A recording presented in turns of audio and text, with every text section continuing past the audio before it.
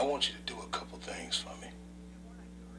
First, I want you to observe very closely your surrounding today. Take everything in. Leave no mental stone unturned. Can you do that for me? Good.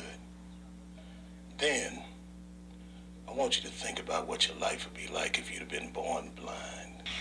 Welcome to Thunderdome, bitch. Oh, it's so veiny. All right, ladies, gentlemen, and Reese's Pieces in between. This is your motherfucking guy. Yo, this is your motherfucking spick. It's that dirty dick dude. Yo, Soul Papo again. And you know, I'm a little bit late with this last posting. Not like you motherfuckers care. Be listening on time anyway. But we just, or day of this recording actually, it was an International Women's Day. So I kind of wanted to go off with one of my favorite quotes from Mr. Tupac Shakur, where he states, since we all came from a woman, get our name from a woman, and our game from a woman, I wonder why we take from our women, why we rape our women. Do we hate our women? I think it's time to kill for our women, time to heal our women, be real to our women. And if we don't have a race of babies, then, you know, that will hate the ladies and that make the babies. And since man can't make one, he has no right to tell a woman when and where to create one.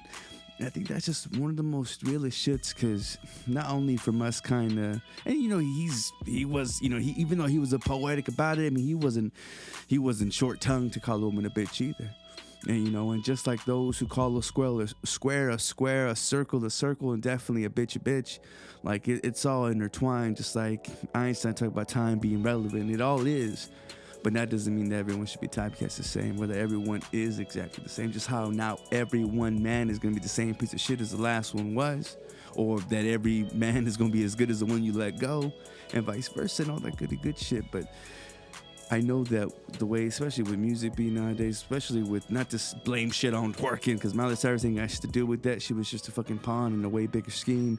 You know, the more that we sexualize and idolize nonsense, the more that we become dilute.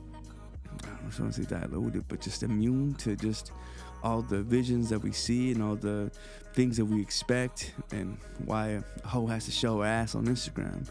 You know, all this shit can only perpetuate itself into something way bigger and broader that I'm hoping that eventually will be brought down, but we'll get into in a little bit. Again, International Women's Day, and I kind of wanted to go over, because you know how I love my list, so I kind of wanted to go over, or at least take the time to recognize how, you know, seriously awesome, you know, these ladies in particular were. And, you know, since motherfuckers won't read a book or ever see shit unless it becomes a movie, hopefully these motherfuckers will get a biopic. First one, I'm probably going to butcher the name, Trin. And it said that the 20-year-old Vietnamese warrior was 9 feet tall with a voice as loud as a temple bell. And legend also details her as glorious, you know, riding into battle on an elephant, you know, dressed in bright yellow, wielding 2 swords. Now, not only were her battle skills incomparable, so were her speeches. For example, she said, "I only want to ride the wind and walk the waves, slay the big whales of the eastern sea, clean up our frontiers, and save the people from drowning. Why should I imitate others, bow my head, and stoop over and be a slave? Why resign myself to menial housework?" In that fucking essence, that's how we should all be. I remember when I used to do collections, and in a funny little term of phrase, you know, chasing wind, maybe you running after nothing, but looking to catch whatever you can. And that's just a dope trait in a warrior. So I'm in, Miss Trin. I'm in, baby. Another one was Sadie the Goat. Now, she may have been small, but she was one of petite pirates who knew how to kick some ass. Now, she earned her nickname in the 1860s New York by not only mugging people, but headbutting motherfuckers afterwards. Now, when one mugging turned into a giant brawl with Gallus Mag, who was like a female bouncer who bit Sadie's ear off a la fucking Mike Tyson, Sadie escaped to the Hudson River, and with just a few crew members, she hastily pulled together, you know, and got her shit together. And that summer, she led a crew and did things like swashbuckling and, you know, pillaging and waterside mansions. But she finally got her to reunite with her ear-biting bitch Mag after she had preserved it in a pickling jar for whatever fucking reason. But hey, she got the shit together. You do what you gotta do to preserve that motherfucker. Another one is Emmy Noether. And this German Jewish mathematician was called a genius by Albert Einstein. Motherfucker, if you get a stamp of approval, if you get a cosign from that nigga, you is in. But she's also known for her contributions to abstract algebra and theoretical physics. But it was a hard journey to get there because in 20th century, Bavaria? I mean, it wasn't exactly the easiest place for women to get a decent education. I mean, in fact, women weren't even allowed to enroll in the university. So Noether had to go to each professor and petition for a spot in their class. She might have sucked a dick or two, but she got her way up there. Now, when she graduated, she landed a job as a teacher, and on the grounds that she wouldn't be paid. Motherfucker, you tell me who nowadays was gonna do some intern shit like that unless you're fucking a rich yuppie. Now, her dedication shone through when the workers under those conditions for 15 years. Now, she either fled the Nazis and became friends with Einstein. Oh, I'm sorry, she also fled the fucking Nazis and became friends with Einstein. But remember how I said that he called her a genius? Well, in his eulogy for her when she died went like this. In the judgment of the most competent living mathematicians, Fraulein Noether was the most significant creative mathematical genius thus far produced since the higher education that women became. So shouts out to that bitch. Next one is Miss Kitty Smith. And Miss Smith was an awesome sideshow performer. And she would write, paint, sew, play piano, and do woodwork without any hands. Bitch probably even blew bubbles out her coochie. No, actually, she didn't even have arms because her abusive father birthed them beyond repair when she was 9 years old. And after that, Smith persevered, and after rehabilitation and education, she became a greater performer, lovingly called the Armless Dynamo. The author even forgiving her father in the memoir.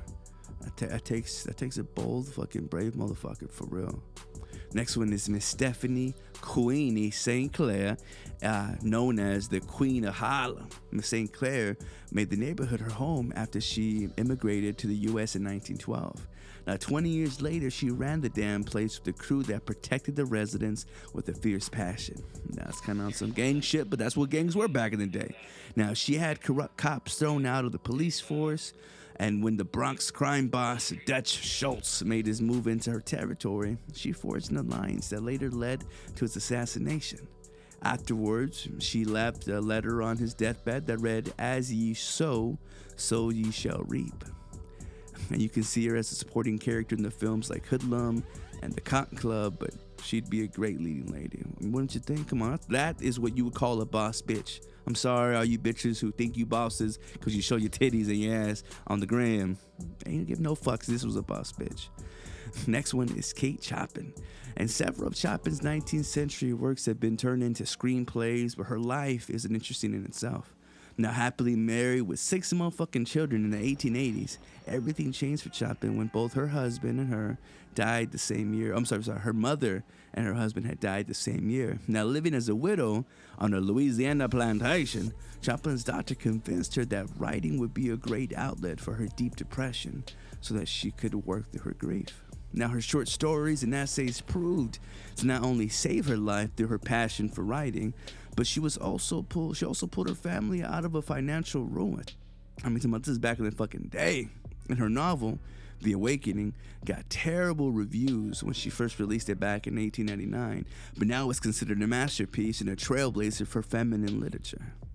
Now, another one, she was a bad Juanita, Miss Hedy Lamarr. Lamarr was a glamorous Hollywood starlet as well as an innovative inventor, because this nigga can't read, so forgive me. After escaping from her abusive arms, dealing husband, and she went on to attempting to defeat the Nazis through applied sciences. Now, she and her composer friend George Antheil developed a frequency hopping, which was an advancement in torpedo systems that aimed to make them jam-proof. Now, the Navy didn't really start using the technology until the 1960s, but Lamar's contributions later got recognition after her discoveries paved the way for widespread adoption of wireless communications. Now, then this kind of started with the World War IIs and whatnot. Now, you know that this thing called cell phones and Wi-Fi use, well, at 83, Lamar was honored with the Electronic Frontier Foundation Pioneer Award, as well as the Bulbie, B-U-L-B-I-E, NAS Spirit of Achievement Award, which also recognized as the Oscar of Inventing. Another bad one was the Night Witches. And over the course of 3 years in World War II, a group of young women aged from like 17 to 26, they called the Night Bomber Regiment of the Soviet Air Force, flew 30,000 missions and dropped 23,000 tons of bombs on invading Nazis.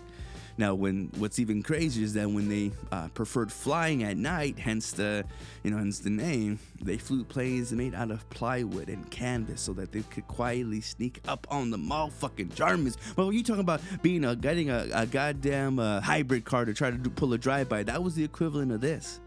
Now, the next one is Miss Mary Blair. And Blair was truly gifted because she was a painter who had a vibrant imagination. She created imagery of an entire generation of Disney animations, such as The Adventures of Ichabod and Mr. Toad and Peter Pan, Alice in Wonderland, Cinderella.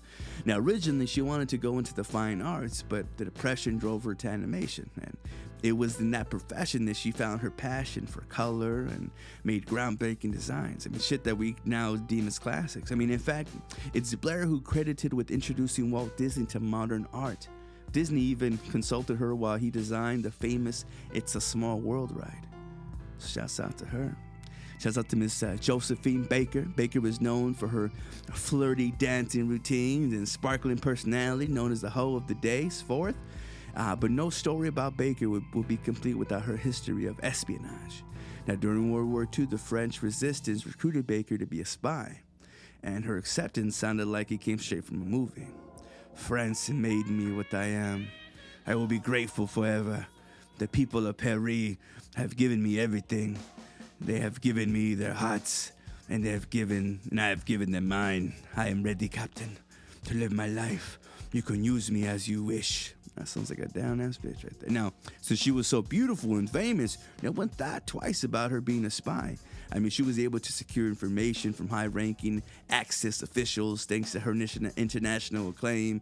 I mean, to make things even better, she trained in karate and was apparently such a great shot with the pistol she could take out a candle flame. Now, she hid notes in her panties and delivered them with invisible ink on music pages. I'm pretty sure they smell delicious.